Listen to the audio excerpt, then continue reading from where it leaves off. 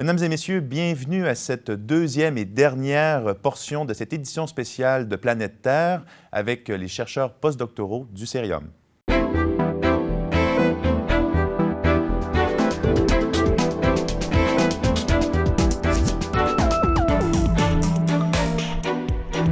Vous travaillez tous sur des sujets, sur différentes régions du monde. Et je parlais tantôt des défis, des obstacles qu'il pouvait y avoir. Je serais curieux de vous entendre là, sur la réalité de votre recherche de terrain. Quel genre d'embûches ou quel genre de défis vous devez relever quand vous allez sur le terrain, comme par exemple au Cambodge? Je commencerai avec vous, Gabriel.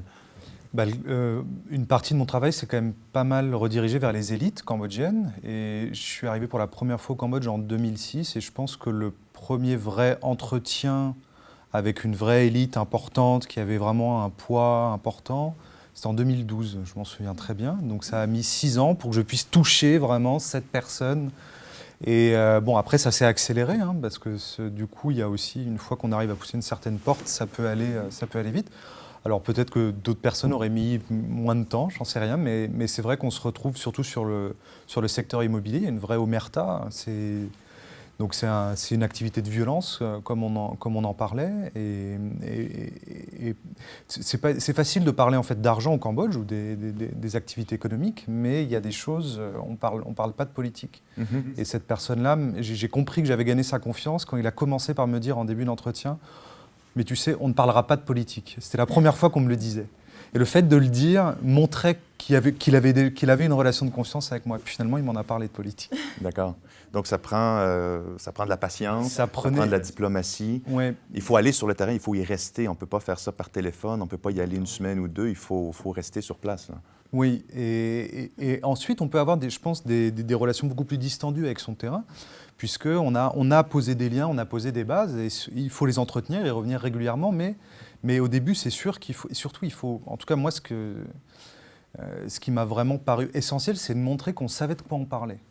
Le Cambodge, il y a un rapport avec l'ancien colon, avec plus généralement l'étranger. C'est un des pays au monde qui concentre le plus d'organisations de développement, avec sûrement Haïti, le Burkina Faso. Il y a un rapport avec l'expert, celui qui sait, qui vient pour développer le missionnaire, l'aventurier. Donc tout ça, il faut le gérer parce qu'on transporte tout ça avec nous. Ça, je pense qu'il y a on aura tous expérimenté ça à différents niveaux, mais on transporte tout ça. Ça, il faut arriver à le gérer, il faut arriver à montrer qu'on n'a pas d'a priori, qu'on est là pour essayer de comprendre. Et puis à un moment, il faut montrer aussi quand même qu'on sait. Il faut arriver à le prouver. Et une fois qu'on a cette reconnaissance-là, là, il y a d'autres portes qui vont s'ouvrir. Oui. Et Nouria, vous travaillez sur un contexte, vous connaissez bien le Mexique, mais c'est un contexte difficile dans la mesure où c'est la violence. Comment vous gérez cet aspect-là des choses? Comment vous pouvez vous rapprocher de ce terrain-là sans trop vous exposer? C'est difficile. Je pense que travailler avec la violence, c'est un sujet difficile et certainement très sensible.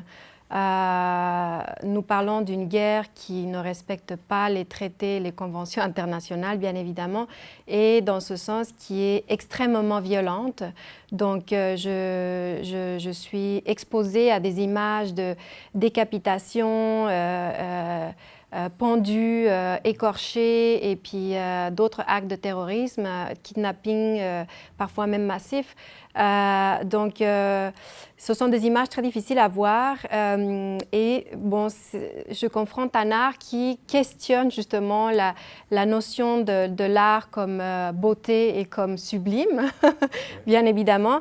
Et donc, personnellement, c'est un sujet difficile dans ce sens-là, bien sûr parce que je suis mexicaine et c'est ma réalité. Alors d'abord, je dirais que personnellement, c'est difficile, mais je dirais aussi qu'au niveau des méthodologiques, ça porte aussi des problématiques, puisque c'est une culture qui participe de la guerre, c'est-à-dire qu'elle prend une position politique pour ou contre dans cette guerre. Et dans ce sens, nous avons vu par exemple le cas de beaucoup de musiciens, justement ces musiciens qui écrivent les narcocorridos, qui ont été assassinés. On a, je pense, une 60aine de cas dans les dernières années parce qu'ils écrivent des chansons aux cartels rivaux. Donc, on les assassins. Oui, oui. Donc, il faut savoir qu'on parle parfois des sources qui sont difficiles à atteindre, des sources qui sont illégales, qui sont obscures. Donc, le terrain est forcément difficile, quoi. Oui. Si ce n'est pas trop indiscret, comment vous faites pour vous prémunir, vous protéger? Quel genre de protocole vous avez ou d'habitude vous avez pour justement vous approcher sans trop vous exposer, hein? Moi, sincèrement, j'essaie de ne pas m'exposer vraiment. J'essaie de trouver des sources qui sont plutôt atteignables dans les bibliothèques, librairies, dans la web énormément, parce que c'est une culture, comme je disais, qui circule énormément dans la web, qui est accessible à tout le monde. Donc, dans ce sens, c'est facile à l'atteindre par ce genre de voie. D'accord. Ouais. Et Florent, vous avez un autre type de défi. En fait, vous n'êtes pas personnellement beaucoup moins exposé, mais vous avez à parler à des gens qui ne sont pas très loquaces. J'en sais quelque chose, je suis journaliste. Alors, vous parlez avec des hauts placés, par exemple, en France. Comment vous procédez, comment vous réussissez à gagner leur confiance et à soutirer de l'information de ces décideurs-là névralgiques?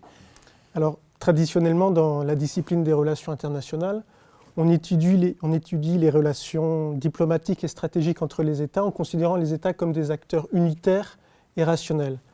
Moi, ce n'est pas l'approche que j'ai. J'essaye au contraire d'ouvrir la boîte noire de l'État, c'est-à-dire de savoir ce qui se passe à l'intérieur du Quai d'Orsay, du ministère des Affaires étrangères français, au sein du ministère de la Défense et entre toutes les administrations concernées. Donc c'est plus contraignant, plus coûteux. Il faut suivre au plus près les acteurs et leurs pratiques. Et c'est difficile d'accéder au terrain d'enquête et aux données parce que les acteurs considèrent que les politiques que j'étudie sont particulièrement sensibles. Elles sont protégées par tout un ensemble de dispositifs de secret. Traditionnellement, on analyse l'action publique en rencontrant ces acteurs. Par exemple, pour ma thèse, j'ai réalisé plus d'une centaine d'entretiens avec des diplomates, des hauts fonctionnaires et des responsables politiques qui ont participé à un moment donné à l'élaboration de la politique française de non-prolifération. Mais c'est difficile, en entretien, d'obtenir des informations sur les coulisses de la politique étrangère. Les personnes rencontrées veulent préserver des négociations en cours, et donc ils veillent à garder leur secret, et ce sont pour la plupart d'entre eux des spécialistes dans l'élaboration d'éléments de langage. Alors comment faire? Sous-entendu, langue de bois ou... Voilà, c'est des professionnels de la langue de bois, pour le dire plus simplement. Donc comment faire? Une des premières conditions de réalisation des entretiens, c'est de garantir aux personnes rencontrées l'anonymisation de leurs paroles. Tout ce qu'ils me diront restera confidentiel, leur nom n'apparaîtra pas, etc. Et puis, il convient aussi de connaître le plus en détail possible les dossiers pour gagner en crédibilité. Et puis, surtout, il faut essayer de rencontrer le plus grand nombre de personnes en position contrastée pour multiplier les points de vue et les intérêts par rapport à mes enquêtes. Et notamment, un moyen des informateurs utiles, ce sont des fonctionnaires ou des diplomates à la retraite. Ils sont plus libres forcément de leurs paroles. Donc, il y a les entretiens, puis il y a aussi l'accès aux archives publiques. Là encore, c'est difficile d'accéder au coffre où sont rangés ces documents. Wikileaks, ça a dû être très utile pour vous. Voilà. Ouais. Alors j'ai eu accès à quelques dérogations pour les archives françaises. Normalement, elles sont protégées sur 30 ou 60 ans. J'ai eu quelques archives. Et puis, paradoxalement, l'administration américaine étant plus ouverte aux recherches historiques, j'ai appris beaucoup de choses sur la politique française en étudiant des archives américaines qui sont déclassifiées et sur Internet. Ah ouais. Donc ça, c'est une publication contrôlée de la part du gouvernement américain. Et puis, il y a eu bien sûr la publication de 250 000 télégrammes diplomatiques américains non contrôlés par l'organisation non gouvernementale Wikileaks. Donc là, j'ai pu, à la fin de rédaction de ma thèse, parce que c'est sorti en août 2011, j'ai pu accéder à des centaines de télégrammes qui renseignaient sur les coulisses des relations entre la France et les États-Unis, sur la manière dont les diplomates américains essayaient de se faire des alliés au sein de l'administration française en partageant des informations, etc. Oui. Et c'est intéressant, je présume, parce que vous voyez l'évolution du discours des acteurs? Vous voyez quand vous parlez aux mêmes acteurs ou aux acteurs d'un même milieu, vous voyez leur discours changer au gré des événements? Alors voilà, comme je vous l'ai dit, un des aspects de mon travail de thèse portait sur la crise du nucléaire iranien. Donc là, j'observais une politique étrangère en cours d'action. D'ailleurs, le dossier n'est toujours pas terminé à l'heure où on parle. Donc, sur 4 ou 5 ans de travail de terrain, j'ai pu voir comment les perceptions, les attentes, les anticipations des acteurs pouvaient évoluer et comment ils se retrouvaient surpris ou non satisfaits par l'évolution du dossier. Donc ça, c'était très intéressant.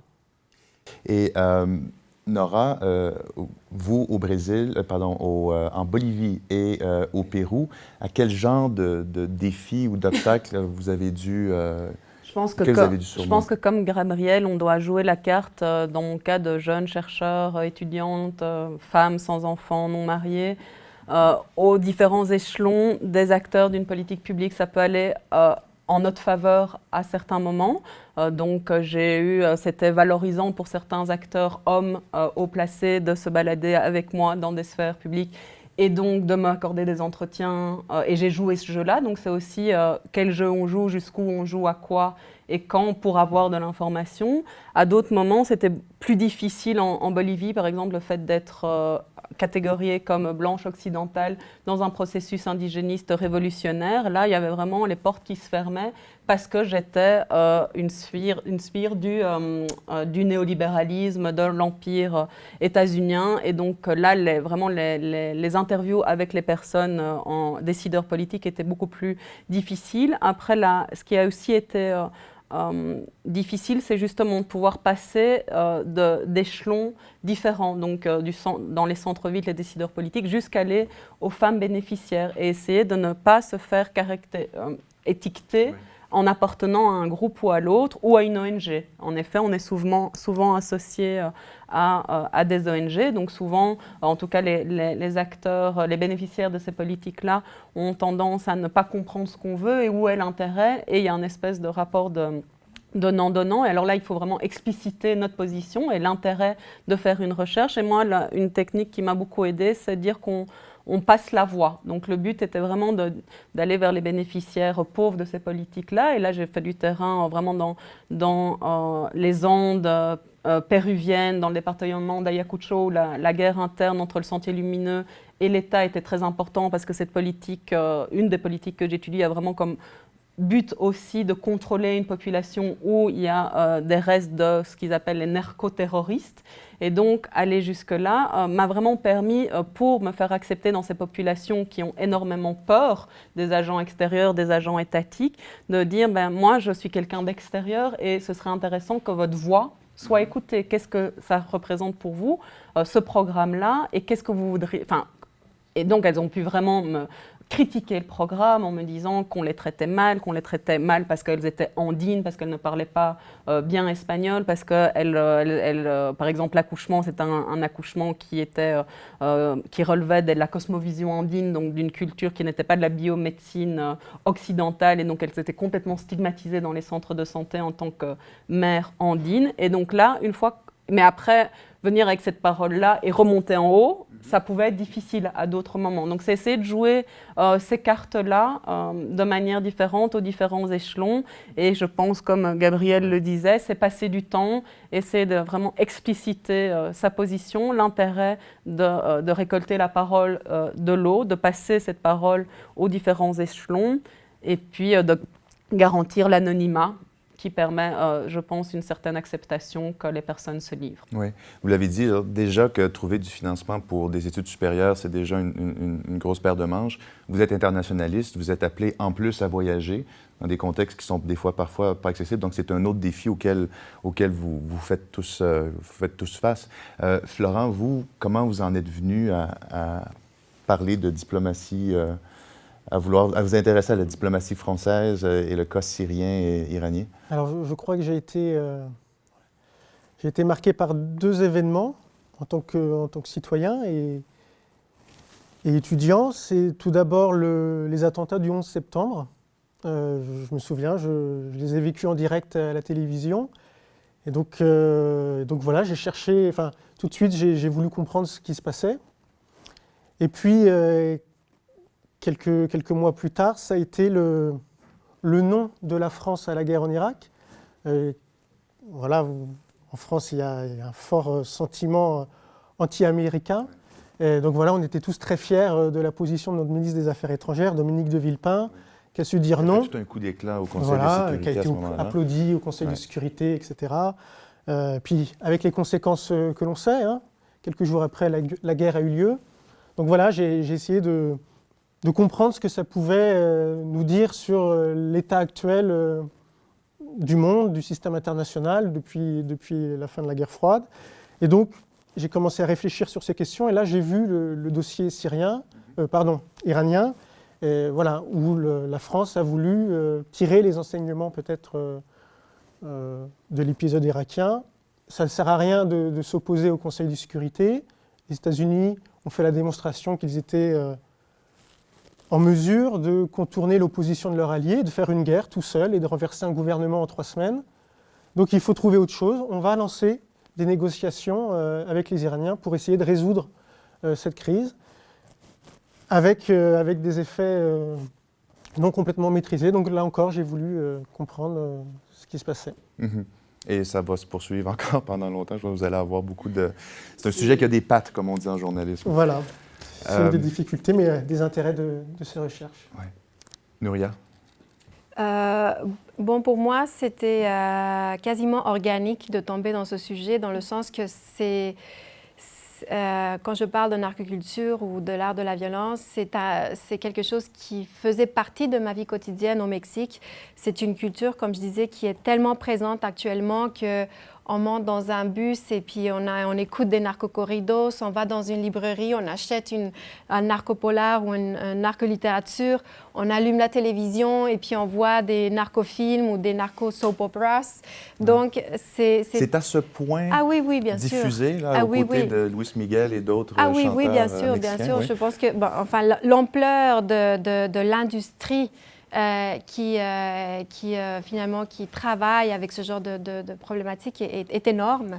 Donc, c'est pas nous qu'on l'a inventé, c'est quelque chose qui, en fait, on peut dire, les Colombiens font l'éloge d'être peut-être les premiers à avoir commencé avec, par exemple, les soap operas qui traitent ce genre de sujet. Donc, pour moi, en fait, c'était quand même... C'était une dimension qui était dans ma vie quotidienne. Et donc, je commençais à m'intéresser. Je commençais à voir aussi que le marché de l'art s'intéressait également à ce genre de problématiques. De plus en plus, les artistes mexicains se placent dans la scène internationale avec ce genre de problématiques. Ils représentent le Mexique dans les grandes foires internationales. Ils sont exposés dans les plus importants musées du monde et avec ce genre de problématiques. Donc, je pense qu'il y a un intérêt international pour ce qui est en train d'arriver, pour cette culture. Et dans ce sens, pour moi, c'était organique de rentrer là-dedans et puis de me submerger et puis faire ma recherche. On va surveiller. Oui. Gabriel? Moi, ça s'est fait complètement par hasard, par opposition au professeur de géographie de la Sorbonne. J'étais passionné par l'Afrique mandingue et je voulais absolument faire de la géographie musicale. Je voulais fonder le concept. Je suis arrivé en Master 1 avec ce projet, j'en démordais pas. Et là, donc, je suis allé voir les profs de la Sorbonne, les africanistes. Il y avait tout un groupe d'africanistes connus et réputés qui m'ont dit « Mon petit, le tam-tam en Afrique, c'est bien joli, mais tu vas travailler sur le chemin de fer, c'est un vrai sujet géographique. » Donc là, j'ai fait « Non, je ne travaillerai pas sur le chemin de fer. » Ils ont fait « Tu ne travailleras donc pas sur l'Afrique. » J'ai fait « D'accord. » Donc là, il fallait que je trouve un terrain pour faire mon mémoire de Master 1 et ma sœur travaillait au Cambodge, à l'Agence française de développement. Elle faisait de la coopération. Donc elle m'a dit, viens, c'est bien le Cambodge. Donc je suis arrivé au Cambodge. Je pense que il fallait encore que vous soyez convaincu. Là. Vous aviez encore à être convaincu. Là. Que c'était bien. Oui. Il fallait vous rendre d'abord. Voilà. Donc du coup, quand je suis arrivé là-bas, et puis de fil en aiguille, en fait, je me suis un peu laissé emporté par le terrain. On peut aussi devenir internationaliste par hasard. Et on peut aussi avoir un lien avec un terrain un peu par hasard et qui se fait en fonction de... Et mon entrée en thèse est aussi faite en fonction des occasions et de mes intérêts de recherche. Pour le coup, moi, je n'étais pas financé. J'ai décidé de m'inscrire en thèse parce que parce que ça me plaisait, parce qu'après mon master, je ne savais pas trop quoi faire. J'étais barman à Dublin, avec un master en France de géographie, on ne fait pas grand-chose finalement. Et puis je suis retourné au Cambodge qui avait un projet de développement, coopération française, encore une fois. Comme l'AFD, ça a joué quand même un rôle important. Et puis j'ai participé à ce projet, et puis en fait, de fil en aiguille... Pas en tant que chercheur, mais en tant que... En tant que... travailleur. Voilà, j'ai fait une petite expertise sur un projet d'urbaniste, en fait. Il y avait un projet de coopération décentralisée. Et j'ai participé à ce projet-là, et c'est là qu'on m'a poussé à travailler sur les sujets sur lesquels je travaille aujourd'hui. D'accord. Et là, maintenant, si on regarde plutôt vers l'avenir, vous êtes ici pour 1 an au Cerium, a priori. Qu'est-ce qui vous attend? Ou sur quoi? Qu'est-ce que vous espérez pour la suite? Pas repartir en Irlande, mais pour ma part, l'enseignement, la recherche, c'est quelque chose, c'est devenu voilà, une vraie passion. Donc, si je peux continuer, trouver des occasions dans ce secteur économique assez fermé, que ce soit en France ou ici, ce serait bien. Donc ça, c'est une des choses. L'autre, ça pourrait être la coopération internationale, notamment sur des projets de développement urbain, mais qui sont des choses encore qui se sont beaux. En tout cas, la coopération française est devenue très très timide à ce niveau-là et passe à travers certains outils qui ont finalement très peu de marge de financement et qui, même si certains aujourd'hui œuvrent en France à remettre un peu ça au goût du jour, les coopérations en projet de développement urbain sont des choses très très en recul en France actuellement. Mais bon, voilà. Nouria? Je pense que le sujet que je traite, c'est un sujet qui fait parfois la une dans les journaux internationaux, pas seulement au Mexique.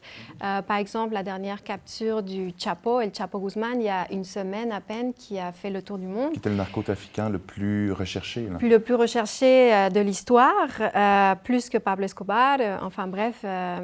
Donc, c'est intéressant de voir comment ce genre de phénomène a une ampleur très importante, mais en même temps, je sens qu'on n'a pas encore saisi l'ampleur de la subculture, de cette subculture sur le plan académique et même gouvernemental. Il faut dire que cette subculture est parfois un des indices par lesquels les jeunes vont rentrer dans ce genre de milieu. C'est c'est un endroit où ils se sont attirés. C'est la musique, c'est le mode de vie, c'est des valeurs qui sont partagées. Donc, je pense qu'on n'a pas encore mesuré l'ampleur ou la force de cette subculture qu'il y a dans le narcotrafic actuellement.